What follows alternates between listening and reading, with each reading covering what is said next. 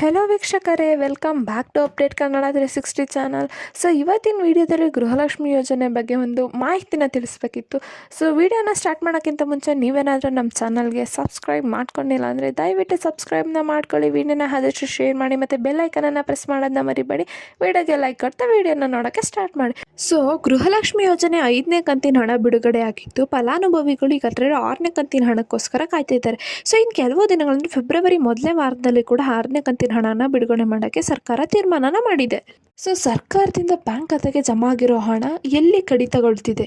So ಹೌದು, ಸರ್ಕಾರದಿಂದ ಗೃಹಲಕ್ಷ್ಮಿಯ 2,000 ರೂಪಾಯಿ ಬರ್ತಿದೆ, ಆದರೆ ಅದನ್ನು ಹಿಂಪಡೆಯದೇ ಇದ್ದರೂ ಕೂಡ ನಿಮ್ಮ ಖಾತೆಯಲ್ಲಿ ಹಣ ಉಳಿತಿಲ್ಲ, ಅದು ಕಡಿತಗೊಳ್ತಿದೆ. ಇದು ಕಾರಣ ಏನು ಎಂದು ಬ್ಯಾಂಕ್ನವ್ರು ಕೇಳಿದ್ರೆ ಅವ್ರಿಗೂ ಗೊತ್ತಿಲ್ಲ. ಸೊ ಹಾಗಾದರೆ ಸರ್ಕಾರದಿಂದ ಬಿಡುಗಡೆ ಆಗಿರೋ ಹಣ ಎಲ್ಲೋ? ಸೊ ಎಲ್ಲರಿಗೂ ಇಂಥ ಪ್ರಶ್ನೆ ಮೂಡುತ್ತೆ. ಇದು ನಿಜಕ್ಕೂ ಒಂದು ಶಾಕಿಂಗ್ ವಿಚಾರ. ಸೊ ಸರ್ಕಾರದಿಂದ ಆಗ್ತಿರೋ ಹಣ ಮತ್ತೆ ಎಲ್ಲೋಯ್ತು? ನಮ್ಮ ಕೈಗೆ ಸಿಗ್ತಿಲ್ಲ 2,000 ರೂಪಾಯಿ.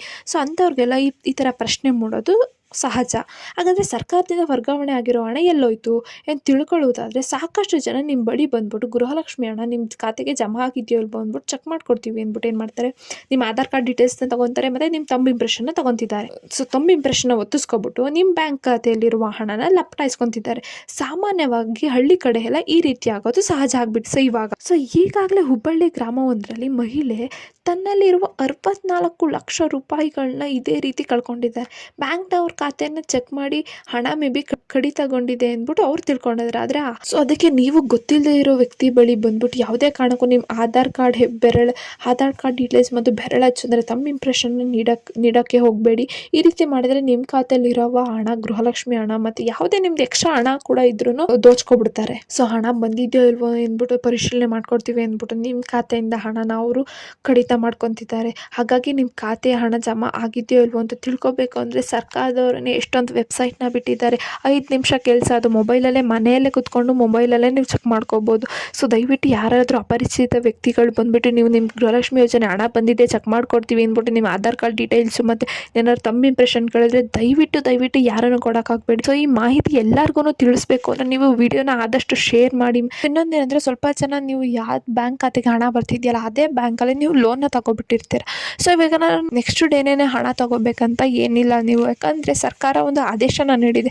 ನಾವು ಸರ್ಕಾರದಿಂದ ಫ್ರೀಯಾಗಿ ಕೊಡ್ತೀರ ಹಣನ, ನೀವು ಯಾವುದೇ ಕಾರಣಕ್ಕೂ ಲೋನ್ಗೆ ಮನ್ನಾ ಮಾಡ್ಕೊಳಂಗಿಲ್ಲ ಅಂತ. ಸೊ ನೀವು ಅದಕ್ಕೆ ಚಿಂತೆ ಮಾಡೋದೇ ಬೇಡ. ಇದೇ ರೀತಿ ಯಾರಾದರೂ ನಿಮಗೆ ಅಪರಿಚಿತ ವ್ಯಕ್ತಿಗಳು ಬಂದುಬಿಟ್ಟು ನಿಮ್ಮ ಗೃಹಲಕ್ಷ್ಮಿ ಯೋಜನೆ ಹಣ ಬಂದಿದೆ ಅಲ್ವಾ ಚೆಕ್ ಮಾಡ್ತೀವಿ ಅಂತ ಹೇಳಿದ್ರೆ ಈ ಥರ ಇನ್ಫಾರ್ಮೇಷನ್ನ ಶೇರ್ ಮಾಡೋಕೆ ಹೋಗ್ಬಿಡಿ. ಯಾಕಂದರೆ ನಿಮ್ಮ ಬ್ಯಾಂಕ್ ಖಾತೆಯಲ್ಲಿ ಗೃಹಲಕ್ಷ್ಮಿ ಯೋಜನೆ ಹಣ ಏನು ಬರ್ತಲ್ಲ ಅದನ್ನು ಯಾರನ್ನು ಯಾವ ಬ್ಯಾಂಕ್ ಅವರು ಕೂಡ ಲೋನ್ಗೆ ಮನ್ನಾ ಮಾಡ್ಕೊಳಕ್ಕೆ ಹೋಗಲ್ಲ.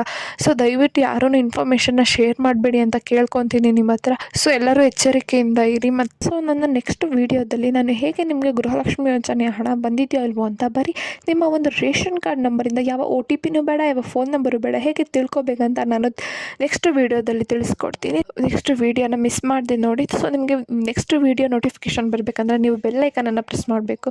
ಸೊ ಬೆಲ್ ಐಕನನ್ನು ಪ್ರೆಸ್ ಮಾಡಿ. ಸೊ ಈ ಪುಟ್ಟು ವೀಡಿಯೋ ಇಷ್ಟ ಆಯಿತು ಅಂತ ಅನ್ಕೊತೀನಿ. ದಯವಿಟ್ಟು ವೀಡಿಯೋನ ಆದಷ್ಟು ಎಲ್ಲರಿಗೂ ಶೇರ್ ಮಾಡಿ, ನಿಮಗೆ ನಿಮ್ಮ ಸುತ್ತಮುತ್ತವ್ರಿಗೆ ತಿಳಿಸಿ ಅಂತ ಹೇಳ್ತಾ ಈ ಪುಟ್ಟ ವೀಡಿಯೋ ಇಷ್ಟ ಆಯ್ತು ಅನ್ಕೊತೀನಿ. ಧನ್ಯವಾದಗಳು.